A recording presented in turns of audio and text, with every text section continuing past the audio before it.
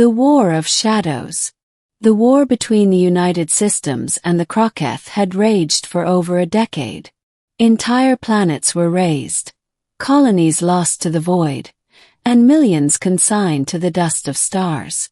The Croceth were monstrous, tall reptilian warriors with bioluminescent eyes and regenerative skin, bred for war and united under a single terrifying creed: dominate or be destroyed. Humanity had met its match, not just in firepower, but in the alien race's terrifying unity. But there was another race caught in the crossfire, the Thalkai. 8 feet tall, with sapphire-hued skin, wide, luminous eyes, and bony crests running down their backs, the Thalkai had once ruled a third of the Orion Arm.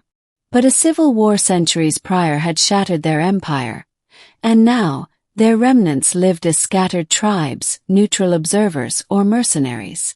The United Systems wanted their help. But the Thalkai refused to ally with what they saw as fractured species, humanity included. Enter Sergeant Elias Rourke. Part 2. The Soldier Who Spoke with Ghosts. Rourke wasn't the best soldier on paper. He was too impulsive, too disobedient. Commanders called him reckless. But the boots on the ground followed him, because when you were pinned under fire and all hell was breaking loose, Rourke didn't freeze. He moved. He'd grown up on Eros 5, a backwater mining world where every day was survival school. He wasn't raised to be a diplomat or a scholar, but he could see patterns. He saw that the Croceth weren't just attacking, they were exterminating species in their path. And he saw that the only hope for humanity was to unify not just humans, but the neutral species still watching from the sidelines. So when High Command suggested an envoy mission to the Thalkai, Rourke volunteered. They laughed, told him it was a job for an ambassador, not a grunt. But after the 4th envoy died, ripped in half for violating Thalkai customs, Command was out of diplomats. Let the lunatic try, someone reportedly muttered. Part 3. Meeting the Giant. The Thalkai homeworld Verthal was like something out of an old Earth myth. Massive ringed mountains, floating bioluminescent fungi, forests with creatures that blinked in and out of visibility. Rourke arrived alone, without armor, bearing no weapons. Just an ancient blade, not even sharp, as a sign of respect. He'd read their legends. The Thalkai respected warriors, not politicians. At the edge of a great lake surrounded by stone spires, he waited. And the Thalkai came. Not one but many. Towering, armored, their voices resonating with deep, musical rumble. But one stepped forward. A true giant, nearly 9 feet tall, with a jagged scar down one eye and a gaze like twin suns behind a glacier. I am Kamor, the Thalkai said in halting standard. You are the 5th to speak. For liars. What are you? Rourke looked up, voice steady. A man who knows he'll die without your help. The Thalkai didn't blink. Why should we fight your war? Because if we lose, Rourke said, you're next. Kamor tilted his head. Many species die. We remain. You survived before because you were many. Now you are few.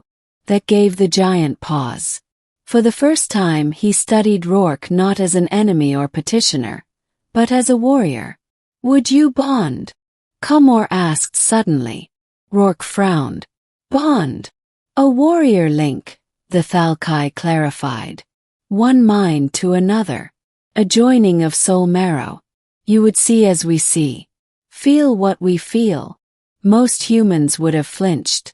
Most had. The bond was considered invasive, even dangerous. Few survived it. But Rourke just said, do it. Part 4. Soul Marrow. The ceremony took place beneath the twin moons, in a circle of obsidian stones. Rourke was stripped to the waist. Comor brought a blade of pure crystal and cut both his own palm and Rourke's. Their blood mixed, and Comor pressed their hands together. The pain was immediate and cosmic. Rourke felt a rush of memories. Comor's first battle, the death of his sister in the Thalkai Civil War, the last stand at Vertharn Crater. In return, Comor saw through Rourke's eyes. Earth cities gleaming, Eros V's cruel winters, the battlefield screams of dying friends. Their minds bled into one another. They stood not as alien and human, but as warriors who had lost too much. When it ended, they both collapsed. But Rourke stood first. Comor bowed his head. "You are bonded. You are one of us now." And that changed everything. Part 5. The war turns. The alliance was formalized days later. Thalkai battlecruisers, ancient massive vessels with energy weapons that bent gravity, entered the war on humanity's side. Their warriors joined ground assaults, not in regiments but in deadly, psychic-linked hunting packs. But more important was the tactic Comor and Rourke pioneered together: meld combat. Human units bonded temporarily to Thalkai tacticians, sharing thoughts and tactics in real time. It revolutionized battlefield coordination. Where humans brought agility, the Thalkai brought raw power and psychic clarity. Together they started winning. In the Battle of Auric Prime, Rourke and Comor personally led the assault on a Crocketh breeding citadel. Footage of the pair fighting side by side, Rourke with a plasma axe, Comor with a blade of crystalline fire, became iconic. Two species, one purpose. But every bond had a price. Part 6. The Rift. The bond, while powerful, began to affect Rourke.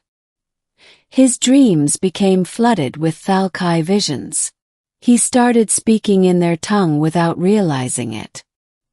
His body responded faster, his reflexes bordering on precognition, but his humanity was eroding. "You are changing," Comor said once after a battle. "So are you," Rourke replied. Comor nodded slowly. "That is the nature of true brotherhood." But others weren't so open.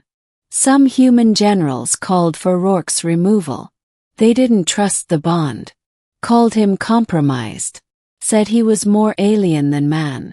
When a human cruiser fired on a Thalkai outpost by mistake, and refused to apologize, Comor nearly withdrew. Rourke stood between them and war.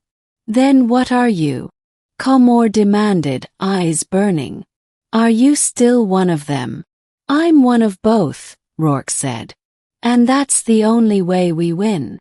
Part 7. The Final Strike. The Crocketh, threatened by the new alliance, launched a doomsday offensive on the planet Juno 7, home to one of the largest civilian colonies. They deployed a world-splitter bomb, a fusion weapon the size of a building, capable of cracking a planet's mantle. There was only one way to stop it: a ground team insertion. Comor and Rourke volunteered. Command refused. Rourke ignored them. They descended in a stealth pod, just the two of them, to fight through thousands of Crocketh to reach the core facility. It was chaos. The air burned with radiation and smoke. But they moved as one, a blur of steel, claws, and fire. Bonded minds navigating the battlefield like a single living entity. They reached the bomb chamber with minutes to spare. Rourke went to disarm it. But Comor saw the truth. It was a trap. "There is no disarm code," Comor said. "Only a trigger." Someone had to stay behind. "I'll do it," Rourke said. Comor shook his head. "Your people need you. They follow your courage. And yours don't," Rourke asked. The two stared at one another. And then Comor placed a hand on his shoulder. "You gave me your soul marrow. Let me return the gift." Before Rourke could stop him, Comor lifted him and hurled him into the extraction lift.